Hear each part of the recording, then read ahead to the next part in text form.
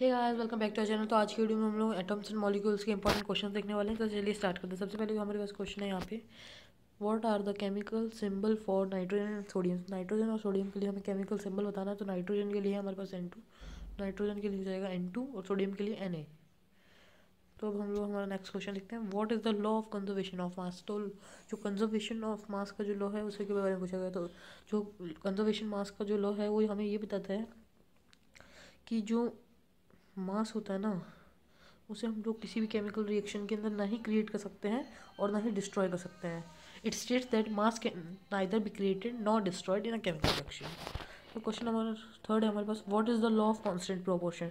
तो constant proportion का जो लॉ है उसके बारे में पूछा गया है। तो वो क्या होता है, it states that in a chemical compound the elements are always present in a definite proportion by mass.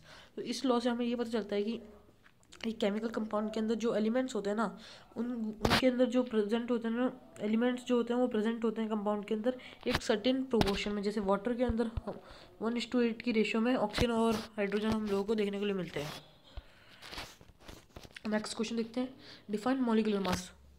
तो मॉलिक्यूलर मास को डिफाइन करने के लिए बोला है, the molecular mass of a substance is the sum of the atomic masses of all the atoms in a molecule of substance. तो ये जो हमारा मॉलिक्यूलर मास है ना, वो एक मॉलिक्यूल के अंदर जितने भी एटम होते हैं ना, जैसे इसके अंदर 3 एटम है, तो इन तीनों एटम का जो एटॉमिक मास है उनका सम करने पे, उनको ऐड करेंगे हम लोग, तो हमें मिलेगा हमारा मॉलिक्यूलर मास। फिर हमारे पास क्वेश्चन है हमारे पास, define the atomic mass unit. तो एटॉमिक मास यूनिट के बारे में पूछा गया है, atomic mass unit is equal to 1/12 of the mass of the one atom of carbon 12। मतलब एक कार्बन 12 जो है वो उसका मतलब उसे सर्टेन अमाउंट फिक्स की गई है कि जो कार्बन 12 जो है ना, उसके एक एटम के 1/12 of carbon 12 atom, carbon 12 atom जो है उसका 1/12 करेंगे तो वो एटॉमिक मास यूनिट के बराबर हो जाएगा।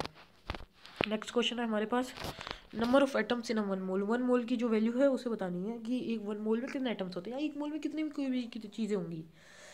तो 6.022 इंटू 10⁻23 एटम्स मिलेंगे हम लोगों को देखने के लिए 1 मोल के अंदर। ये जो पावर है, ये मतलब वैल्यू है, वो आपको याद रखनी है, 6.022 इंटू 10⁻23। तो हमारा क्वेश्चन नंबर नेक्स्ट देखते हैं हम लोग 7, डिफाइन एटोमिसिटी। तो एटोमिसिटी जो है उसे डिफाइन करने के लिए बोला गया है हमें। तो एटोमिसिटी को हम लोगों को डिफाइन करना है, the number of atoms constituting a molecule is known as atomicity. तो कितने एटम्स मिलकर के एक मॉलिक्यूल को जो बना रहे हैं उसे हम लोग बोलते हैं एटोमिसिटी। जितने भी जो एटम्स हैं वो मिलकर एक मॉलिक्यूल बना रहे हैं उसे हम लोग एटोमिसिटी बोलते हैं। क्वेश्चन नंबर 8 है हमारे पास यहाँ पे, राइट द केमिकल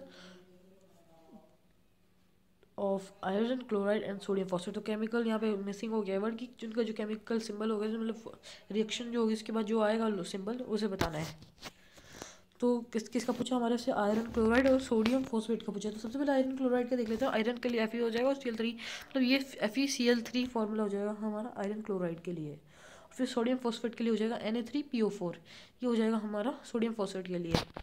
तो क्वेश्चन नंबर 9 देखते हैं हमारा, व्हाट आर एटम्स। तो पूछा गया कि एटम्स होते क्या है।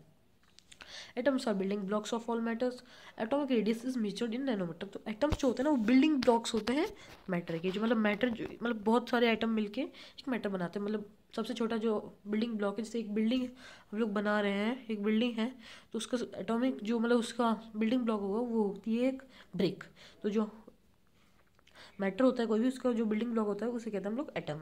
और एटॉमिक रेडियस जो है ना, उसे हम लोग मेजर करते हैं नैनोमीटर के अंदर। हमारा नेक्स्ट क्वेश्चन है, व्हाट आर आयंस। इस क्वेश्चन में पूछा गया है कि what are ions. An ion is a charge particle and can be negatively और पॉजिटिवली चार्ज। और जो एक आयन होता है ना, वो एक चार्ज पार्टिकल होता है, मतलब उस पर कोई ना कोई चार्ज होता है, पॉजिटिव चार्ज है या नेगेटिव चार्ज है, और ये कोई भी चार्ज हो सकता है, चाहे वो नेगेटिवली भी हो सकता है या फिर वो पॉजिटिवली हो सकता है। और आई होप ये क्वेश्चन भी आप लोगों को समझ आ ही होगा। Thank you for watching this video. इस वीडियो को आपको लाइक करना है, शेयर करना है और सब्सक्राइब करना है। ऐसे इंपॉर्टेंट क्वेश्चंस भी आने वाले हैं, चैप्टर्स के एक्सप्लेनेशन भी आ रहे हैं, 1 शॉट भी है, अच्छे से थोड़ा 2-3 वीडियोस के अंदर एक्सप्लेन करके लॉन्ग एक्सप्लेनेशन भी है। एग्जाम के टाइम पे 1 शॉट काम आता है, इसलिए 1 शॉट भी डाले हुए हैं। Thank you very much.